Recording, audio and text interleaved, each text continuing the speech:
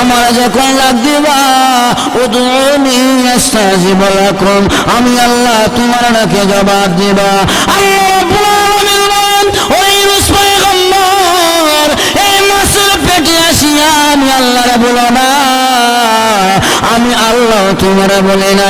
ফাস্তাজাবা লাহু, আমার আল্লাহ তার ডাকে জবাব দিয়েছেন। শুধু জবাব দিয়েছে তাই না, ওয়ানাজ্জাইনাহু মিনাল গাম্মি, আমি আল্লাহ তাকে চিন্তা থেকে মুক্তি দিলাম। শুধু মুক্তি দিয়েছি তাই না, ওয়া কাযালিকা নুনজিল মুমিনিন, কিয়ামত পর্যন্ত আমার বান্দা বান্দী যারা বালা মুসিবতের মধ্যে পড়লাম, ইউনূস নবীর মতন আমি আল্লাহর শরণাপন্ন হয়ে যাবে, আমি আল্লাহ তাদেরকে দুনিয়ার সমস্ত বালা মুসিবত থেকে মুক্তি দিতে থাকব। জিকির দরকার আছে না নাই? আরো জোরে এখন জিকির দরকার আছে। তাহলে আমার ভাইয়েরা, এই পৃথিবীটা হলো দুনিয়াতে আপনি যা আমল করবেন পরকালে তা ভোগ করবেন। রাসূল কয় আদ-দুনিয়া মাজরাতুল আখিরা, দুনিয়াটা হলো আখিরাতের জমিন। আপনি যা দুনিয়াতে রোপণ করবেন তা ভোগ করবেন কোথায়? পরকালে। এজন্য দুনিয়াতে ইবাদত বন্দেগী করা দরকার আছে না নাই? আমি আপনাদের সামনে পবিত্র কোরআন শরীফের সূরা বনী ইসরাঈলের একখানা আয়াতে কারিমা তেলাওয়াত করেছি। আল্লাহ বলেন, ওয়া কাদা, আমি আল্লাহ কাজা করে দিয়েছি, আমি আল্লাহ কাজা করে দিলাম তোমাদের জন্য, আমি আল্লাহ কাজা করে দিলাম। অর্থাৎ এমন একটা রায়, যে রায়টা হয়ে গেছে। আল্লাহ বলেন, আমি রায় দিয়া দিছি, সিদ্ধান্ত নিয়ে নিছি, এখন নিব এমন না, রায় দিব এমন না, রায় হয়ে গেছে। যে রায়টা আপিল করার কোনো কোর্ট কাছারি আর এখন আছে? মানে রায়টা কে দিছে? মানে রব্বুকা, তোমার প্রভু। আমাদের রায়টা কে দিছে? আল্লাহ। ওয়াকাদা রব্বুকা, আল্লাহ বলে তোমাদের জন্য সিদ্ধান্ত হয়ে গেছে, ফয়সালা হয়ে গেছে। রব্বুকা, তোমার রব। আমাদের রব কয়জন? আর এখন قل هو الله أحد الله الصمد لم يلد ولم يولد ولم يكن له كفوا أحد। আল্লাহ বলেন, নবী আপনি জানায় দেন, আল্লাহু আহাদ, আল্লাহ এক, আল্লাহু সামাদ, এমন রব কাহার মুখাপেক্ষী নয়। লাম ইয়ালিদ ওয়া লাম ইউলাদ, উনি কাহার কাছ থেকে জন্ম নেন নাই, কাউকে জন্ম দেন নাই। ওয়া লাম ইয়াকুল লাহু কুফুয়ান আহাদ, আমার আল্লাহ কাহার সমকক্ষ নয়, আল্লাহর সমকক্ষ কেউ। আর এখন এই জন্য এই আয়াতের মধ্যে আমার আল্লাহ বান্দার কাছে দুইটা জিনিস পায়। এক নম্বরে আল্লাহ কয়, বান্দা আমি আল্লাহ যে এক, তাওহীদের স্বীকারোক্তি দিবা, আমি আল্লাহ যে এক, তাওহীদের স্বীকারোক্তি দিবা, আমি আল্লাহকে এক জানবা। দুই নম্বরে আমার আল্লাহ বলেন, ওয়া কাদা রাব্বুকা আল্লা তা'বুদু ইল্লা ইয়াহু, আমি আল্লাহর এক জানার পরে এই পৃথিবীর জমিনে একমাত্র গোলামি করবা আমি আল্লাহর। আমরা গোলামি করব কার? আর এখন ইল্লা ইয়াহু, আমার আল্লাহ বলেন, বান্দারে আমি আল্লাহর গোলামি করবা, আল্লাহ তা'বুদু ইল্লা ইয়াহু, আমি রবের গোলামি করবা। কিন্তু আমার আল্লাহ বলেন, আরে বান্দা বান্দারা, আমি মালিকের গোলামি যে করবা, ওই গোলামের মধ্যে কাউকে শরীক করবা না।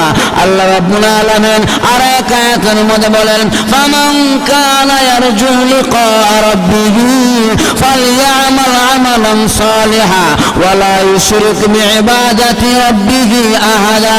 আল্লাহ বলেন, পৃথিবীর মানুষেরা যদি আমি মালিকের সঙ্গে সাক্ষাৎ করতে চাও, আমি আল্লাহর সঙ্গে তোমাদের মুলাকাত করতে চাও, আল্লাহ বলেন, ফালইআমাল আমালান সালিহা, দুনিয়াতে নেক আমল করবা। তবে শুনিয়ে রাখো, যে আমলটা তুমি দুনিয়াতে করবা, ওই আমলের মধ্যে কাউকে শরীক করবা না, কাউকে অংশীদার নয় বানাম। এই জন্য আমরা যা কিছু করব কার জন্য?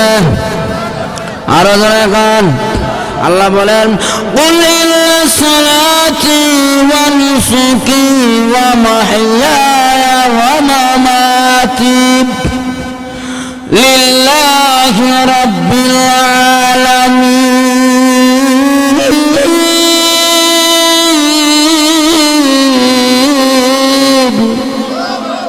আল্লাহ কয় ইন্না সলাতি ওয়া নুসুকি ওয়া মাহইয়ায়া ওয়া মামাতি ও বান্দা তোর নামাজ তোর কুরবানি তোর জীবন তোর মরণ লিল্লাহ কার জন্য আরাধনা কর তাহলে নামাজ পড়ব কার জন্য আল্লাহর জন্য এজন্য আমার ভাইরা যে ইবাদতটা করব ওই ইবাদতের মধ্যে কাউকে শরীক করা যাবে আমরা খারাপ লাগতেছে আরাধনা খারাপ লাগতেছে অনেকে উঠা বসা করতেছেন আল্লাহর রাস্তায় উঠা বসা করতেছেন শুধু বসে এই জন্য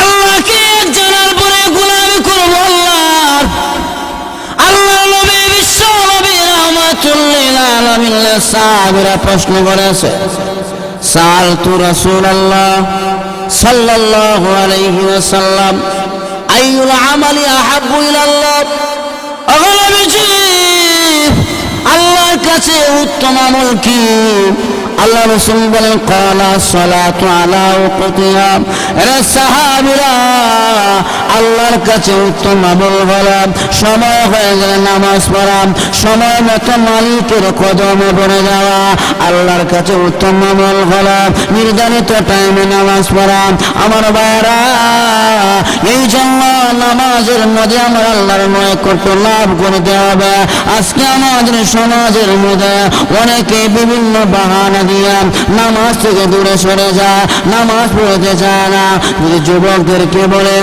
যুবকেরা রে মসজিদে যুবক হুজুর কেবলমাত্র বিয়া করেছে কিছুদিন যাক হাতের মেহেদিটা গেলেন এরপরে নামাজ ধরব এই প্রকারে যুবক আমাদের সমাজে আসেন আর আল্লাহ নবী সাল্লাল্লাহু নামাজ পড়ছে বিয়ার পরে নামাজ পড়েছে নামাজ ছাড়া নতুন বিয়া করেছে এরপরে নামাজ ছাড়া না আর তুমি নতুন বিবাহ করিয়া হাতের মেহেদির আশা করো মেহেদি যাওয়ার পরে নামাজ পড়বা আমার ভাইরা এই জন্য বিশ্ব নবী রাহমাতুল লিল আলামিনের দরবারে সুন্দর একজন মহিলা আসিয়া বলে ওগো নবীজি আমার একটি যুবক দেখিয়া ওই যুবকের সঙ্গে বিবাহ আবদ্ধ করে দেন আল্লাহ নবী কয় মেরে কেমন ছেলে তুমি চাও মেয়েটা বলে নবী গো উঁচা লম্বা আমার দরকার নয় সুন্দর চেহারা আমার দরকার নয়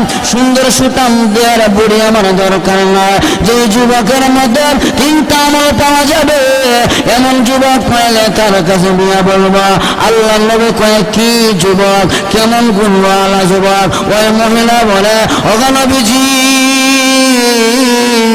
যে যুবক সারা বছর প্রতিদিন রাতের বেলা ইবাদত করে এমন যুবক হতে হবে দুই নম্বরে হলো যে যুবক সারা বছর রোজা রাখে প্রতিদিন তিন নম্বরে হলো যে যুবক সারা বছর প্রতিদিন আল্লাহর কোরআন একটি করে খতম দেয় এবং তিন গুণওয়ালা যুবক পাইলে তার কাছে আমি বিবাহ বলবো আমি জিজ্ঞাসা করতে চাই ও মুসলমান শর্তগুলো সহজ না কঠিন আরো ধরে গান একজনকে কঠিন আরেকজনকে সহজ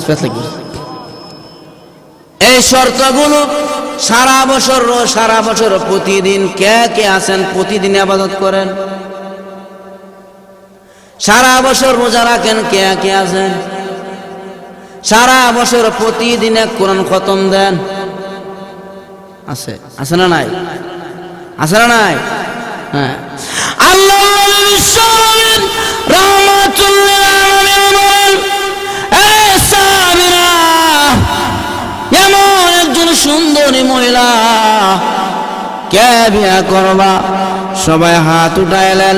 আল্লাহর নবী কয় হাত যে উঠাইলাম, এমন তিনটা গুণওয়ালা যুবক লাগতে হবে, যে যুবক সারা বছর ইবাদত করে প্রতিদিন, যে যুবক সারা বছর রোজা রাখে, যে যুবক সারা বছর প্রতিদিন আল্লাহর কোরআন একটি করে খতম দেয়।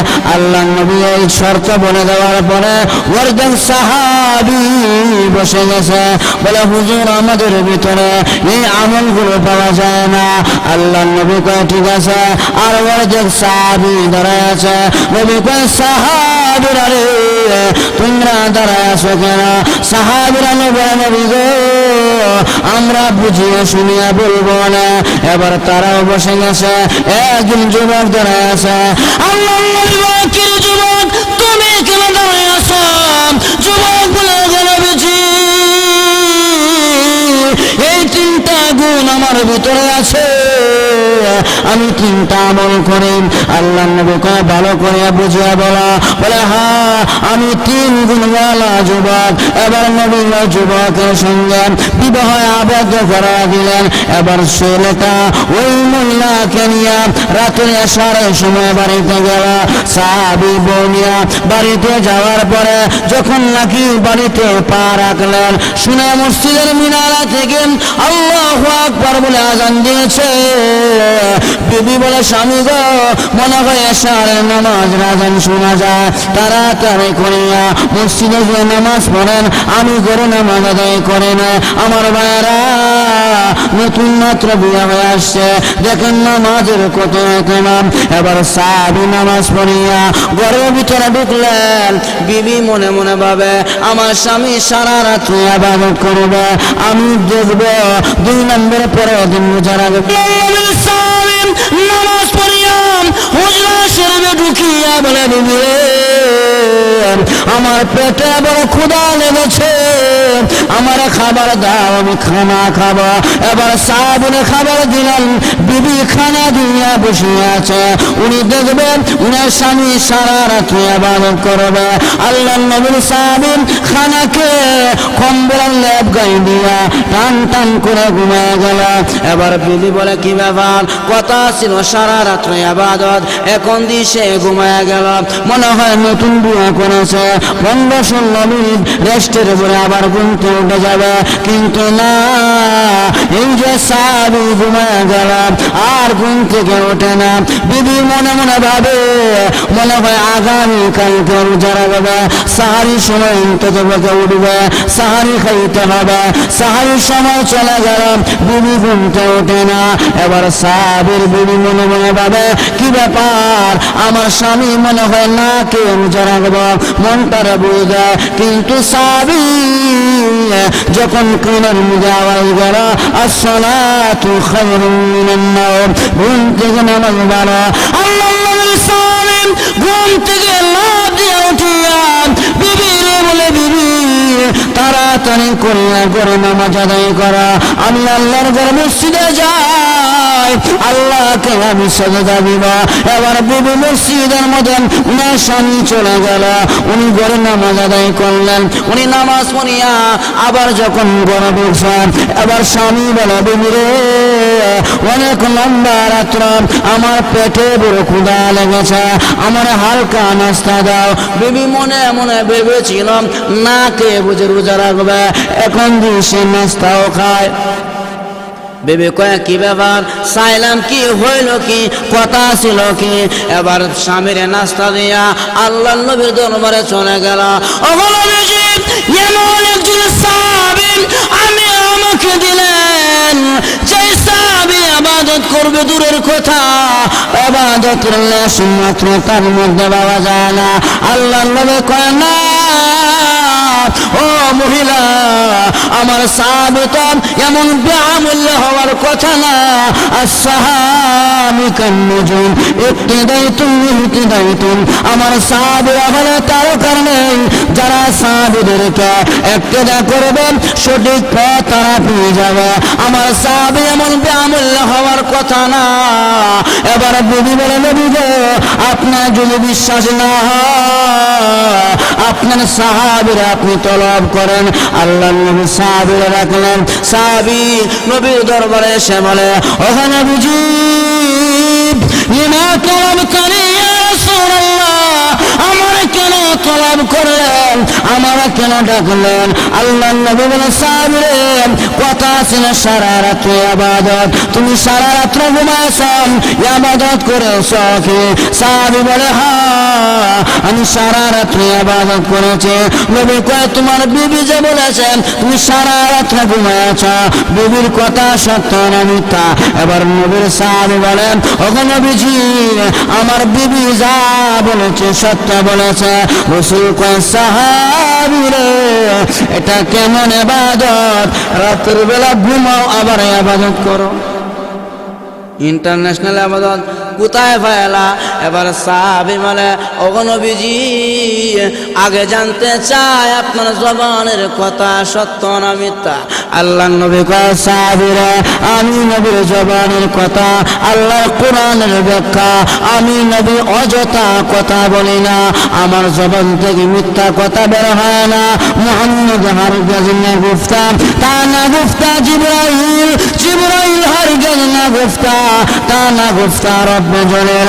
আরে সালেম আমাকে যতক্ষণ পর্যন্ত জিবরাইল না জানায় ততক্ষণ পর্যন্ত আমি নবী কথা বলি না, আমার জবানের কথা মিথ্যা নয়।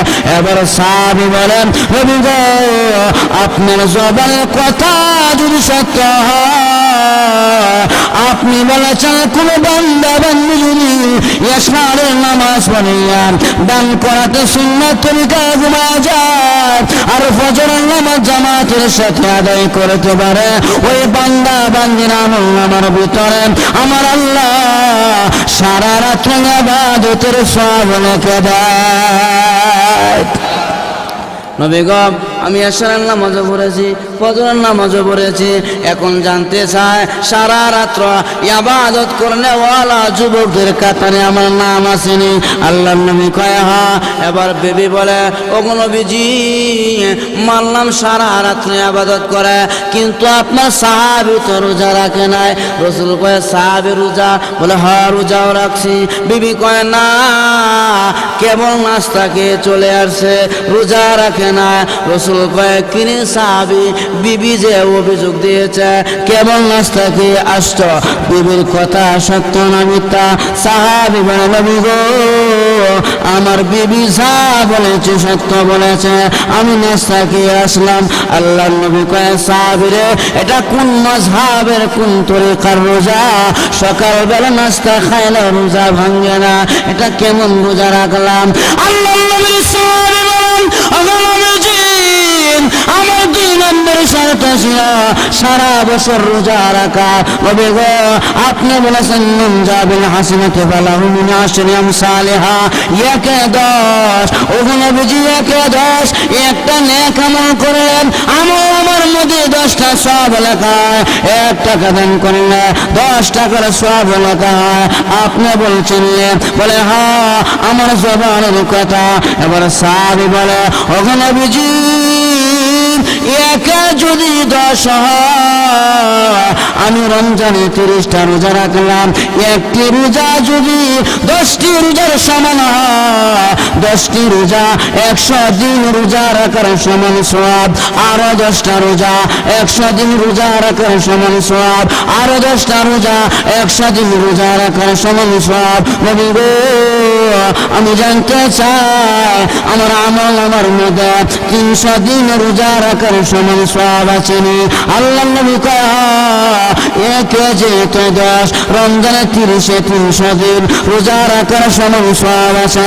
আল্লাহর নবী সাল্লাল্লাহু আলাইহি ওয়াসাল্লাম বলেন আরে বিবি আমি বলেছিলাম আমি সারা বছর রোজা কি বিবি বলে স্বামী গো মানলাম রমজানে 3 দিয়া 300 দিন রোজা রাখার সমান সওয়াব অর্জন করেছেন আর 65 দিন গেল কয় 300 দিনে তো বছর পূর্ণ হয় না 365 দিনে 1 বছর হয় এবার সাহাবী বলেন আরে আমার বিবি রমজান মাস চলে যাওয়ার পরে শাওয়াল মাস চলে আসে শাওয়ালে আল্লাহ 6টা রোজা রাখার বিধান রেখেছে একে যদি 10 হয় রমজানের পরে আমি শাওয়ালে 6টা রোজা করেছি 6 × 60 রমজানের 30-এ 300 নবী গো আমি জানতে চাই আমার আমল নামার ভিতরে 360 দিন রোজা রাখার সমান সওয়াব আছে আল্লাহ নবী কয় তোমার আমল নামার ভিতরে 360 দিন রোজা রাখার সমান সওয়াব আছে এবার বিবি বলে সঙ্গ 360 দিনে তো বছর পূর্ণ হয় না 365 দিনে 1 বছর হয় আর 5 দিন গেল কয় দেখেন জামাইরা বউ কেমন করে ধরছে ভালো করে ধরছে আল্লাহ নবীর সামনে বলেন আরে বিবি আমার নবী বিশ্ব নবী রাহমাতুল আলামিন মুসলমানের জন্য 5 দিন রোজা রাখা নিষেধ করেছেন আইয়ামে তাশরিকের 3 দিন আর হলো 2 ঈদের দিন আমার নবী বলেছে কোন বান্দা বান্দী যদি আইয়ামে তাশরিক ভালো করে পালন করে 2টা ঈদ আনন্দময় কাটায় দেয় আর রমজানের রোজা শাওয়ালের রোজাগুলো করতে পারে আমার নবী বলেছেন ওই সমস্ত বান্দা বান্দীরা আমার ভিতরে আমার আল্লাহ সারা বছর রোজা রাখার সমান সওয়াব লিখে দেয় বিবি ভাইসা বলে হ্যাঁ 3 নম্বরে নবী গো আপনার সাহাবে তো তেলাওয়াত করে নাই আল্লাহ নবী কয় সাহাবে তেলাওয়াত বলে হ বিবি কয় না কেমন নাস্তা খেয়ে আসছে রসুল কয় কেমনে তেলাওয়াত সাহাবী বলে আমি বাইরে উড়ে মেরে দিছি নবী আসার পথে বলে কেমনে ওখানে বিজি আপনি বলেছেন কোন বান্দা বান্দি যদি 3 বার সূরা ইখলাস পড়ে না আমল নামার মধ্যে 1 কোরআন খতমের সওয়াব ঢুকে যায় আমি আসার সময় 3 বার সূরা ইখলাস পড়ে নিয়েছি আমার আমল নামার ভিতরে 1 কোরআন খতমের সওয়াব আছে আল্লাহ নবী কয় হ্যাঁ তোমার আমল নামার ভিতরে 1 কোরআন খতমের সওয়াব আছে এবার বিবি বলে স্বামী আমি যা চেয়েছিলাম তা পেয়ে গেলাম মনে মনে যা চাইলাম তা পাইলাম এই জন্য আল্লাহ রাব্বুল আলামিন বলেন ওয়া কাদা রাব্বুকা আল্লাহ তা'বুদু ইল্লা ইল্লাহু হে বান্দা বান্দীরা আমি আল্লাহর এক জানার পরে এই জমিনের মধ্যে গোলামি করব আমি আল্লাহ নবীকে বলা হয়েছে নবী বলেছেন গোলামের মধ্যে উত্তম আমল হলো নির্ধারিত টাইমে নামাজ পড়া ক্বালা সালাতু আলা ওয়াক্তিহা 2 নম্বরে আমার আল্লাহ বলেন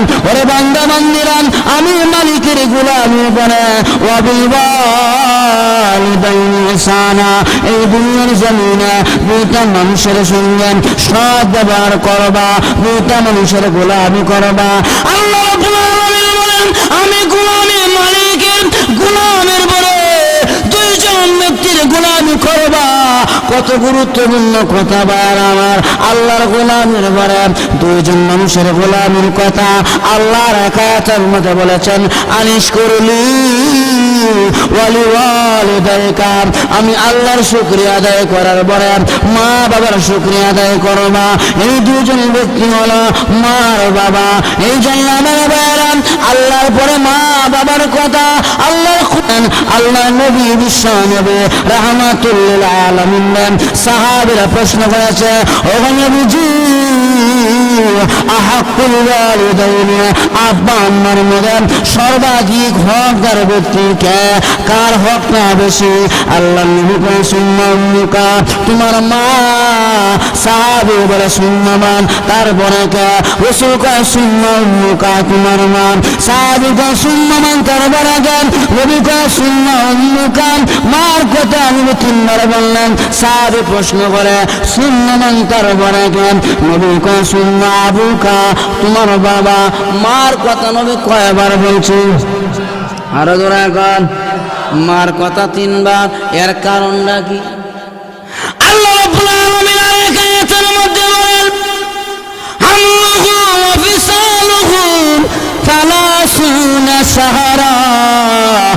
ও দুনিয়ার মানুষেরা, মা 3টা কষ্ট করে, যে কষ্টের মধ্যে বাবার কোনো অংশীদার নাই। 1 নম্বরে হলো হামলুহু, তোমার মা তোমার হামল করা যায়। পৃথিবীর ইতিহাসে কোথাও পাওয়া যায় না সন্তান বাবা পেটে ধারণ করেছে, এমন কথা কোথাও আপনারা পাইছেন? আরো গুণাগান। আর তাহলে হামল করে কে? হামলুহু, তোর মা তোর হামল করেছে, তোমার মা তোমার গর্ভ ধারণ করেছে। 2 নম্বরে হলো এরে বান্দা, 2 নম্বরে তোমার মা তোমার প্রসব করেছে। বাবারে, আমি আর তুমি মার পেট থেকে দুনিয়াতে চলে আসলাম। ওয়াল্লাহু আখরাজাকুম মিন বুতুনি উম্মাহাতিকুম, আমরা সকলে মায়ের পেট থেকে আসলাম। এই জন্য 2 নম্বরে হলো মা তোমার আমার প্রসব করেছে। প্রসবের কি যন্ত্রণা!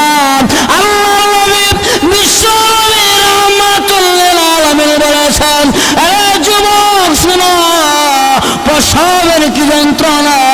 কোন মা যদি প্রসবরত অবস্থায় দুনিয়াতে বিদায় হয়ে যায়, নবী বলেন যুদ্ধের ময়দানে কল্লা কাটিয়া যে বান্দা শহীদ হয়ে গেল, কোন মা যদি প্রসবরত অবস্থায় দুনিয়াতে বিদায় হয়ে যায়, আমার আল্লাহ ওই মার আমল আমার ভিতরে গলা কাটা শহীদের সওয়াব লিখে দেয়। এই জন্য আমার বাবারা 2 নম্বরে মা কষ্ট করেছে, যে কষ্টের মধ্যে বাবার অংশীদার নয়। 3 নম্বরে এই দুনিয়ার জমিনে তোমার আমার মা 2 বছর দুধ পান করে আছে, আমার মা 2 বছর দুধ পান করে আছে। যে আমলের মধ্যে বাবার কোনো অংশীদার নাই, তাহলে 3টা আমল মা বেশি করেছে, আমল করেছে, প্রসব করেছে, দুধ পান করেছে। এই যে এই কষ্টের মধ্যে বাবার কোনো অংশীদার পাওয়া যায় না। এই জন্য বাবার কথাটা আল্লাহ নবী 3বার বলছেন। আমার ভাইরা, বিশ্ব নবী রাহমাতুল লিল আলামিন বলেন, আরে দুনিয়ার যুবকেরা, তোমার মা বাবা যারা কেন রাসূলুল্লাহ ক্বালা রাসূলুল্লাহ সাল্লাল্লাহু আলাইহি ওয়াসাল্লাম হুমা জান্নাতুকা ওয়া নারুকা, এই মা বাবা তোমার জান্নাত ও জাহান্নাম।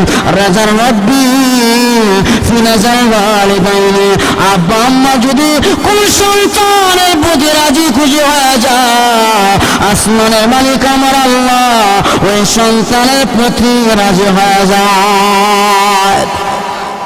আজকে আমাদের সমাজে কালে কানে কানে যদি বউয়ের রাতের বেলায় ওয়াজ করে, স্বামী গো বাপ মা নিয়ে থাকলে এত লম্বা সংসার করলে আয় উন্নতি হবে না, পরের দিন ছেলেটা আলাদা হয়ে যায়। এই প্রকারের ছেলে আমাদের সমাজে আছে না নাই? আরো ধরে এখন যাত্রাবাড়ির মুড়ো একবার আইসতেছি, শুনি গান গায়, মা মরলে মা পাওয়া যায়, বাপ মরলে বাপ পাওয়া যায়, বউ মরলে বউ পাওয়া যায় না। আমি কিরে কি গান গাছ? মা মরলে মা পাওয়া যায়, বাপ মরলে বাপ পাওয়া যায়, বউ মরলে বউ পাওয়া যায় না। হ্যাঁ, কি রকম আসে কইছে বউয়ের কাছে? কয় হুজুর এটার কারণ আছে। কি কারণ? কি কারণ বল? তখন কয় হুজুর, এক ছেলের বাপ মারা গেছে, বাপ মারা যাওয়ার পরে ছেলে কাঁদতেছে, বাপ পড়ছে ভূতে কাঁদতো না, কান্নাকাটি করতেছে। এলাকার চাচা জেঠারা সবাই আইসে, বেটা কান্দিস না, তোর বাপ মরছে, একদিন আমরা মারা যাবো, তুইও থাকতে না, দুনিয়াতে সবাই চলে যেতে হবে। তো পুত্রে কান্দিস না, তোমার বাবা মারা গেছে, কি হয়েছে? বাপের জায়গা চাচারও তো আমরা আছি, আম্মুররা জ্বলিয়ে চিনবো, চাচা তো বাপের মতো নেই, তো বাবা কান্দিস না। ছেলেটা মনটার মধ্যে একটু সান্ত্বনা আইলো, যে যেহেতু বাবা নাই, চাচারা এত করে বুঝাইতেছে, তো একটু চাচারা সান্ত্বনা পায়, মনটার মধ্যে শান্তি লাগলো। কিছুদিন পরে বেচার মা মারা গেছে, যে মা মারা গেছে তো ছেলে কানবে, কান্নাকাটি করতেছে। তার কান্নাকাটির আওয়াজে এলাকার যে মহিলারা আছেন সবাই চলে আসছে, চাচি জেঠিরা আসে, বলে বাবারে কান্দিস না, তোমার মা মারা গেছে, আল্লাহর হুকুম হয়ে গেছে গা, একদিন আমরাও থাকবো না, তুমিও থাকবে না। তো পুত্রে মা মারা গেছে, কি তো হয়েছে? মার জায়গা চাচির তো আমরা আছি। ছেলেটা চাচিদের সান্ত্বনা পায়া মনটা মানে একটু সান্ত্বনা পাইছে, মা নাই চাচিরা আসতে। ঠিক আছে, কয়েকদিন পরে বউ মরেছে। এখন এই যে বইয়ে খানতেছে, বউ মারা গেছে, কিন্তু খানতে খানতে বেচারা জীবন শেষ, কয়েকবার বুড়ো হয়ে গেছে। কিন্তু এলাকার কোনো মহিলা কথা আর কয় না, বেটা কান্দিস না, তোর বউ মুসিকিত হয়েছে, আমরা তো এই জন্য মা বললা বাপ হওয়া যায়, বাপ বললা বাপ হওয়া যায়, বউ বললা বউ হওয়া যায়। আমার ভাইয়েরা, হাজারো বউ আপনি পাইবেন, পৃথিবীতে মা বাবা পাওয়া যাবে। আর আমরা তো এমন এক জাতি, বাপ মারা সারিয়ে দেয়, আর বউয়ের কথা উঠে বসে বেশি মানুষ, ঠিক না বলে? বউয়ের কথা মানে বেশি। এক বাদশা, উনি জানতে পারলো এলাকার লোক বউয়ের কথা মানে।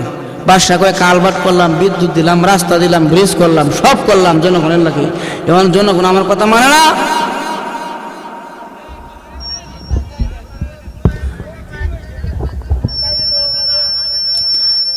এখন বাদশাহ বলে জনগণ আমার কথা মানে না, ঠিক আছে।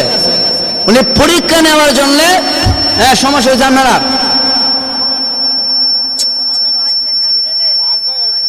এখন বাদশাহ বলে ঠিক আছে, খালি ময়দানে নিয়ে গেলেন, বলতেছেন যারা আমার কথা মানো বাম দিকে যাও, যারা বউর কথা মানো ডান দিকে যাও। বাদশাহ তাকায় দেখে সব ডান দিকে চলে গেছে, অর্থাৎ সবাই বউর কথা মানে, একজন বাম দিকে নাই, একজন নাক বরাবর বসে আছে। বাদশাহ কয় তুমি একদিকে যাও, হয়তো ডান দিকে না হয় বাম দিকে। উনি বলে মহামান্য বাদশাহ, বাড়ি থেকে আসার সময় আমার ওয়াইফে বলে দিছে বাদশার কথা ডাইনেও যাবে না, বামেও যাবে না। বাদশাহ কয় হায় রে, তুই তোর বউর কথা মানুষ। বাদশাহ বলে যে আমার তো কথা কেউ মানে না, এই জন্য সব জায়গায় বউয়ের কথা মানলে লস আছে, লাভ নাই। বেশি সব জায়গায় বউয়ের কথা মানা যাবে না, বউয়ের কথা মানলে লস। বলে কেমনে? এক জেলে একটা মাছ পাইছে, মাছ, বড় মাছ। মাছ পাওয়ার পরে ভাবতেছে বাদশার কাছে নিয়ে গেলে নদীর মাছ মজাও বেশি খাইতে, বাদশাহ টাকার প্রতি খেয়াল করবো না, মাছ দেখে টাকা দিয়ে দিব মুট করিয়া। তাহলে ধনী মানুষ তো টাকার প্রতি খেয়াল নেই। তা বাদশার ওয়াইফ কিপ্টেন, ঘরের কিপ্টেন মানে কৃপণ, উনি জেলে গেছেন, বাড়িতে বাদশার ওয়াইফ নাই, জেলে মাছটা দেখে খুশি হয়েছে, 2000 টাকা তারা বোনাস দিছে, নিয়ে যা 2000 টাকা দিলাম তোর মাছটার দাম। জেলে মাছটার টাকা পায়া খুশিতে বাঘ কত টাকা পাইলাম, বাড়িতে চলে গেছে। কিছুক্ষণ পর বাদশার ওয়াইফ ঢুকছে, ঢুকে দেখে মাছ। মাছ কে আনছে? জেলে একটা মাছ দেখেছে, তো কত টাকা দিছ? বলে 2000 টাকা। আরে কি করো, এই মাছ তো 500 দেখুনি তোরা, কি এই যে কৃপণ। বাদশাহ কয় 500 আর 700 নাই, যেহেতু জেলে নিয়ে আসে আমার কাছে, আমার একটা আত্মমর্যাদা আছে, আমার একটা সম্মান আছে না, যার কারণে আমি 2000 টাকা দিয়ে দিছি।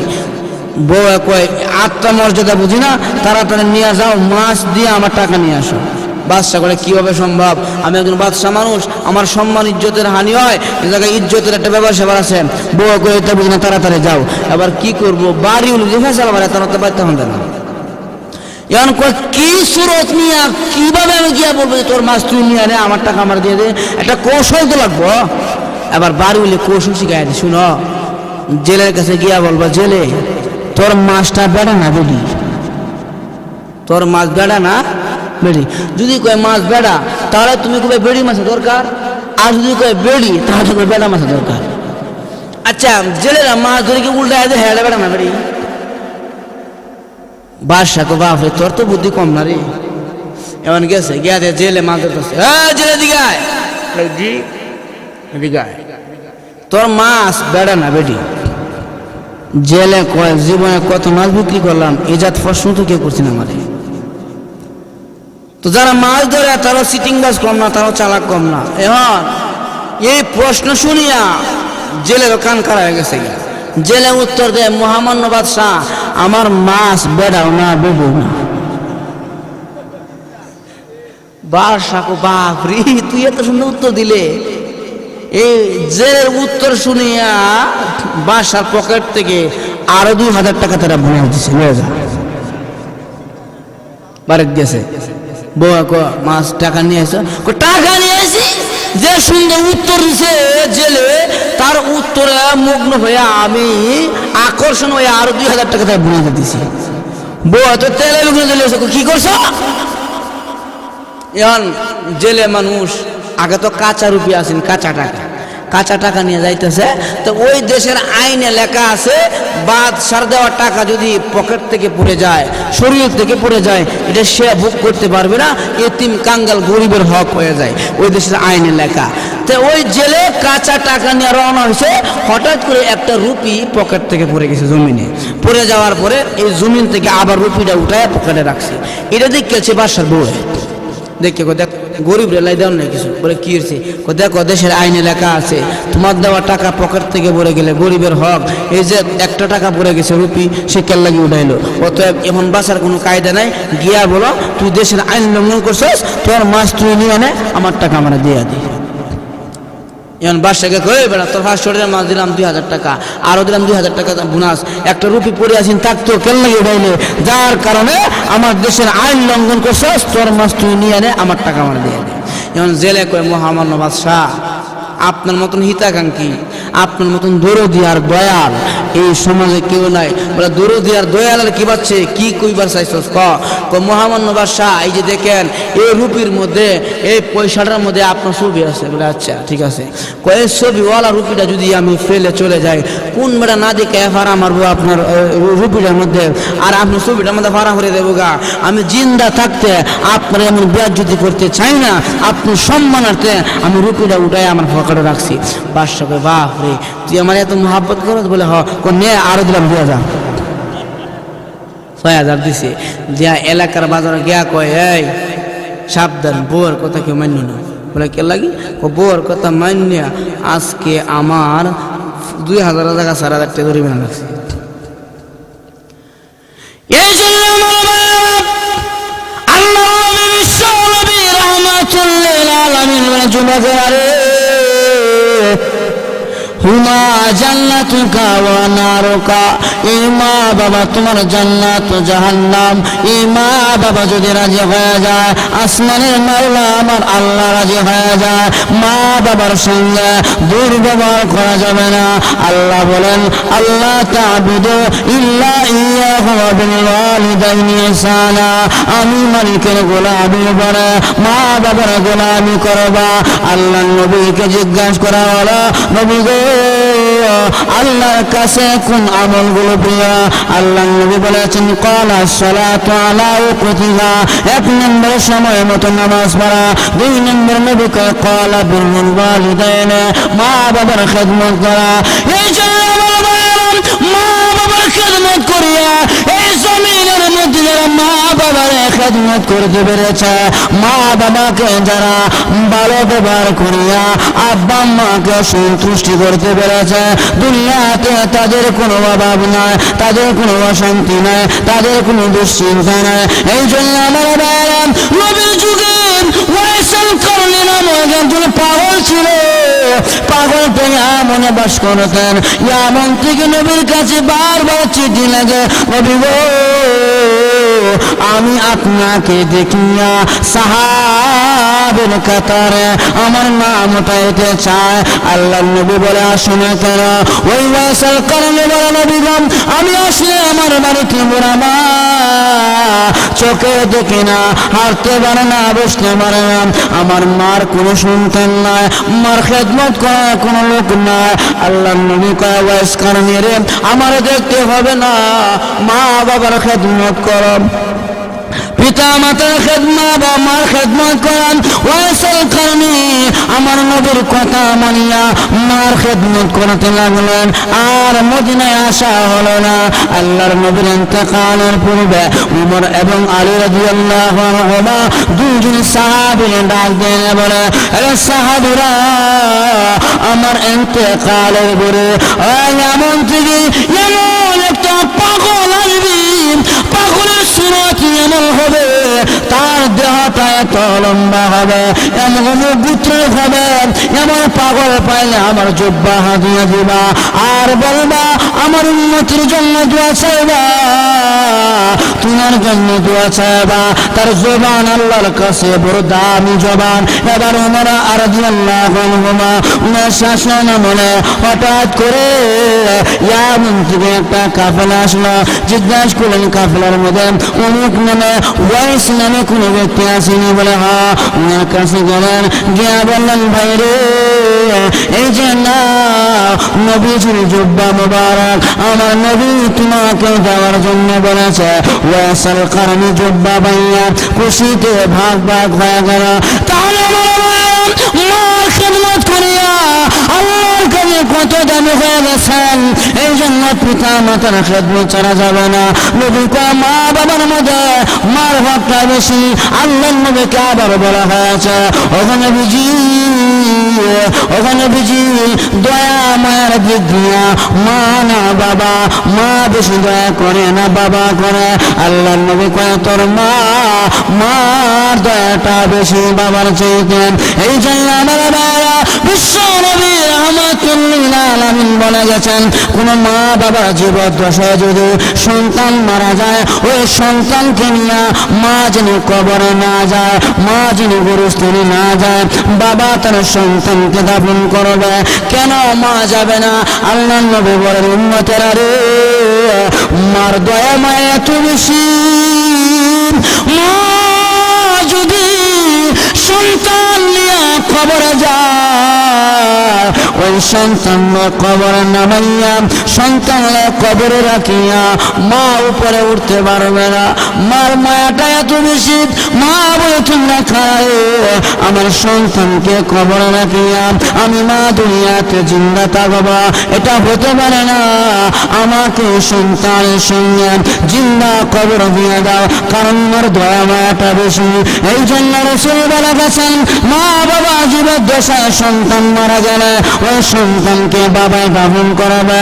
এই জন্য আমার ভাইয়েরা আজকে সমাজের যুবকরা মার তো অবদান, ওই মার সন্তান রান্না দিয়ে কুবাইতে যায়, ওই বাবার সন্তান রাতের বেলা জবাই করতে যায়, ওই বাবার সঙ্গে দুর্ব্যবহার করেন, ওই মা কি বাড়ি থেকে বের করে দেয়।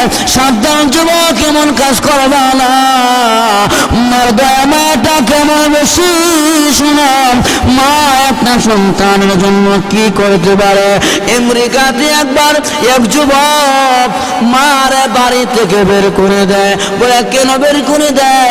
মায়ের চেহারা ভালো না, মায়ের চামড়াগুলো পুড়ে গেছে, মায়ের মাথার চুলগুলো কাটু হয়ে গেছে, আগুনে পুরানো কুকরানো চুল, মার চক্ষুটা বন্ধ। এলাকার বন্ড সাঙ্গ ভঙ্গ ছেলেরা বলে তোর মায়ের গঠন ভালো না, তুই আমাদের সঙ্গে চলবে না, তোমার মা ডিজিটাল মার্কা মা না, অতএব তুই আমাদের সঙ্গে চলবি না। দুষ্ট ছেলেরা এই কথাগুলো বলে। ওই জন্য সন্তানরা এবার ছেলেটা বাড়িতে যায় মারে বলে এই তুই বাড়ি থেকে বের হ, তোর কারণে আমার বন্ধুরা আমার সাপোর্ট দেয় না, আমার বন্ধুরা আমার মহাব্বত করে না, তাদের সঙ্গে আমার নেয় না। কবে তুই মারা যাবি, তোর এন্তেকালের পরে আমার বন্ধু বান্ধবদেরকে নিয়ে আমি আনন্দে চলব, আমি আনন্দে ঘোরাফেরা করব। মা বলে সন্তান আমি যদি বন্ধা, আমার যদি শরীরের চামড়া ভালো না, যদি আমার মাথার চুলগুলো পোড়ানো, আমি তোর মা, সাবধান আমার সঙ্গে খারাপ ব্যবহার করবো না। বাড়ি থেকে বের হ, আল্লাহ ঘর ধরে বের করে দিবে। ওই যে দুষ্ট ছেলেদের পাঙ্গ পড়িয়া কিছুদিন যাওয়ার পরে ছেলেটা বাড়িতে আসিয়া মার ঘর থেকে ঘাড় ধরে ধাক্কা দিয়া বের করে দিয়েছে। জলম দুঃখ আল্লাহ যে সন্তান আমি মা 10 মাস 10 দিন গর্ভে রাখলাম, 2 বছর দুধ দমন করালাম, 5 বছর পেশা পায়খানা পরিষ্কার করলাম। আরে সে মালিক আল্লাহ ওই সন্তান আমি মার আজকে ঘাড় ধরে বের করে দিল। আমার ভাইরা, এক তোমার মনে কষ্ট, এত কষ্ট করে তার গর্বে রাখলাম, আবার নিজের সন্তান যেটা মার ঘাড় ধরে বের করে দিল, মার সহ্য করতে পারে না, মার মনে কষ্ট নিয়ে বাড়ি থেকে বের হয়ে গেল। অন্ধ মহিলা চোখে দেখে না, মা চোখে দেখে না, যখন নাকি বাড়ি থেকে বের হয়ে গেল, রাস্তা দিয়ে মা মনে বড় ব্যথা নিয়ে মা রাস্তা দিয়ে হাঁটতেছে, হঠাৎ করে পিছন দিক থেকে গাড়ি আসিয়া ওই মহিলাটাকে ধাক্কা মেরে গাড়ির নিচে ফেলে দেয়। অ্যাক্সিডেন্টে মা দুনিয়াতে বিদায় হয়ে গেলাম। এলাকার লোকেরা দৌড়া দৌড়ি করে আসছে, কার মারে গাড়ির নিচে চাপা দিয়ে মারা গেলাম। এলাকার লোকেরা খোঁজ খবর নিয়ে ওই কুলাঙ্গের সন্তানের কাছে সংবাদ দিল, ছেলেরে তোর মা রাস্তায় দুর্ঘটনায় মারা গেল, তোমার মায়ের লাশটা বাড়িতে নাও, কাফন পরে তোরা দাফন করা। ছেলেটা কথা শুনিয়া আনন্দে বাগবাগ হয়ে গেলাম, ভালো হয়েছে মা মারা গেছে, আমার বন্ধুরা আমার মহাব্বত করবে, আমার বন্ধুদের সঙ্গে বাংলামি যাইতে পারবো, এখন আর আমার কোনো সমস্যা নাই। ছেলে মার মৃত্যুর সংবাদ শুনিয়া মার লাশটা দাফন করা না, মার লাশটা কাফন করা না। এলাকার লোকেরা ওই মহিলাটাকে এলাকার লোকেরা মিলিয়ে কাপড় পরায়া দাফন করে দিল। এবার ছেলে দুষ্ট বন্ধুদের কাছে যাইয়া বলে, ওরে বন্ধুরা, যার কারণে তোমরা আমার দূরে সরে রাখতা, ওই পথের কাটা শেষ হয়ে গেছে, এখন ওই মার দুনিয়াতে না, আমাকে নিয়ে বিভিন্ন আড্ডাখানে যাবা। আমার ভাইয়ারা, সন্তান যত নিষ্ঠুর মনে হোক না কেন, মার গর্ভ থেকে তো আসছে। হঠাৎ করে একদিন ওই দুষ্ট ছেলেটা মা যে রুমের মধ্যে থাকতেন ওই ঘরের মধ্যে ঢুকছে, ঢুকিয়া দেখে মার ব্যবহারে কাপড় দেখা যায়, কাপড়গুলো দেখিয়া ছেলেটার মনের মধ্যে মার কথা মনে পড়ে গেল। হায় রে, যদি অন্ধ ছিল আমার মা ছিল, যদি মা পেশা পায়খানা পরিষ্কার করে আছে, এই ঘরের মধ্যে আমার কুলের সন্তান রাখিয়া আমি মানুষের বাসায় কাজ করার জন্য গিয়েছিলাম, তাড়াতাড়ি করে আগুন টানবে দাও, আর নয় আমার ছেলেরে এই আগুনে পুরে ছাই বানায় দিবে, আমি মা বরদাস্ত করতে পারবো না। লোকেরা বলে, মহিলা রে পাগলামি করিস না, আগুনের কাছে যাওয়া যায় না, এত তাপ আগুনের। মহিলাদেরকে বলে, মা তুমি দুনিয়াতে জীবিত থাকলে তোমার গর্ভে দুই সন্তান কত হবে? মহিলা বলে, লোকেরা গো, তোমরা আমার কি বুঝাইবা, আমি মা তাকায়া দেখব, আর দুনিয়ার আগুন আমার ছেলেটাকে পুরো ছায়া বানায় দেবে, এটা আমি মা বরদাস্ত করতে পারি না, আমি মা পারবো না। যত বুঝা কিন্তু মার মন তো বুঝ মানে না। মহিলাটা ওড়নাটা কোমরে পেঁচাইয়া ভালো করিয়া ওড়নাটা বাঁধিয়া ওই জ্বলন্ত আগুনের মধ্যে মা ঢুকে গেল। মা যখন ঢুকছে গিয়া দেখে ওই যে ছেলেটা আমার বের করে দিয়েছেন, ছেলেটা ছোট, ইতিহাসটা পড়তেছে। মা ঘরের ভিতরে ঢুকিয়ে দেখেন এই ছেলে করে কান্দে আগুনে তাপে। মা সন্তান তাড়াতাড়ি করিয়া আবার বুকে উঠাইয়া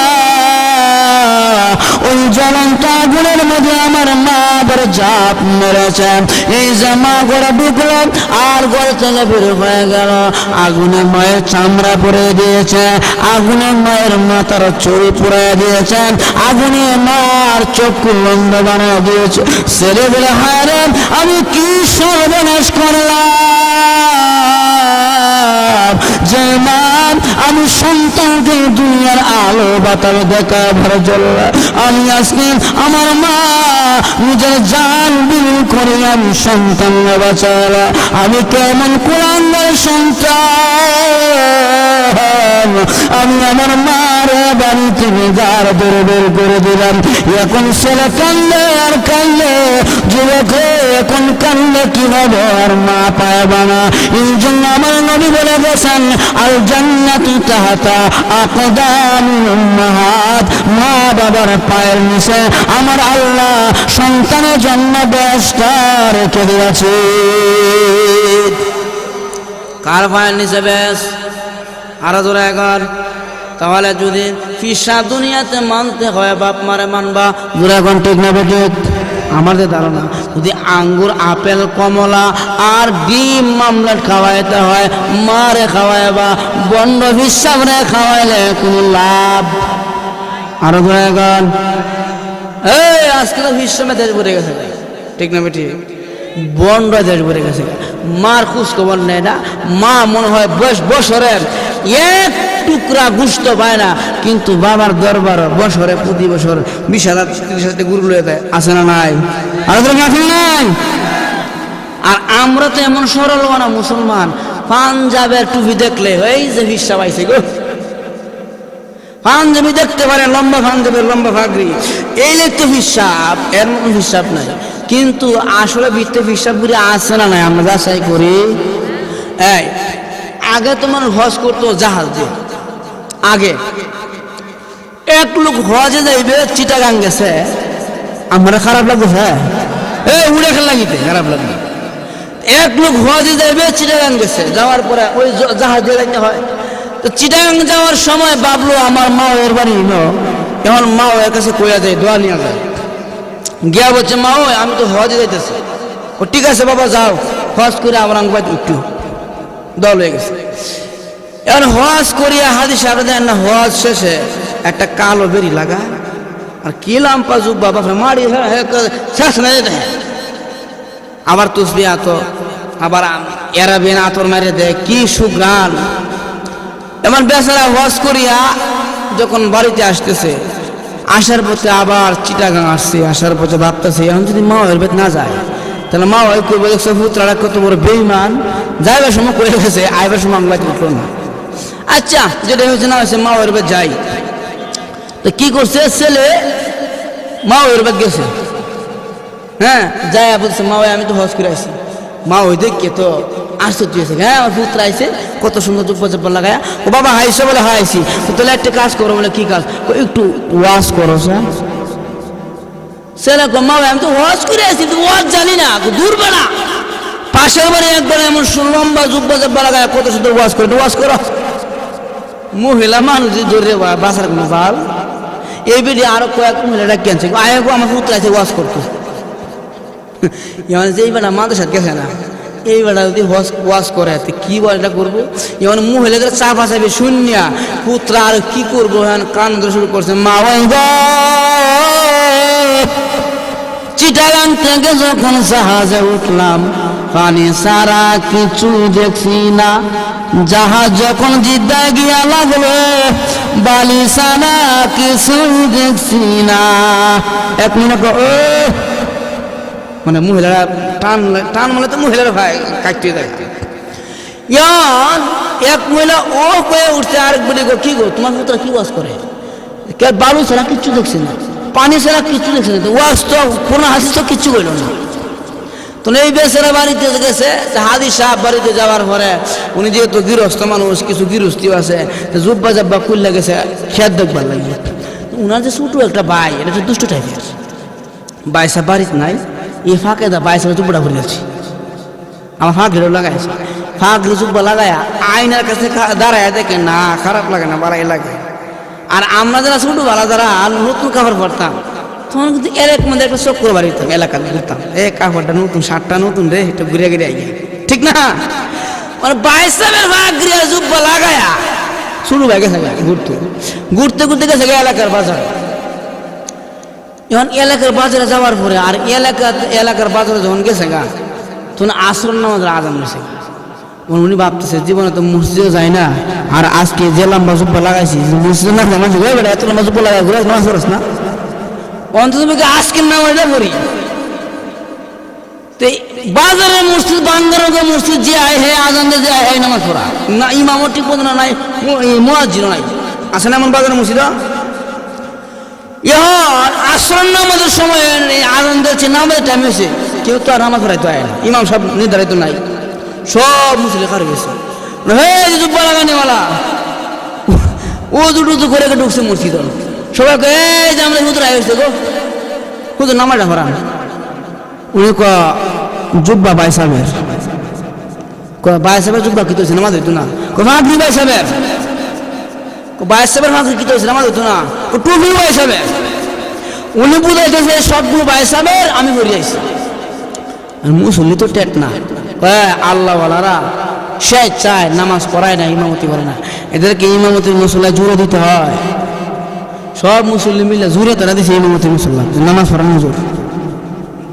যে বেড়া নামাজ জীবনে পড়ে না, আজকে ইমামতি করতো, তার অবস্থাটা কেমন হবে? ভাই জামাতে গরম হইতেছে না?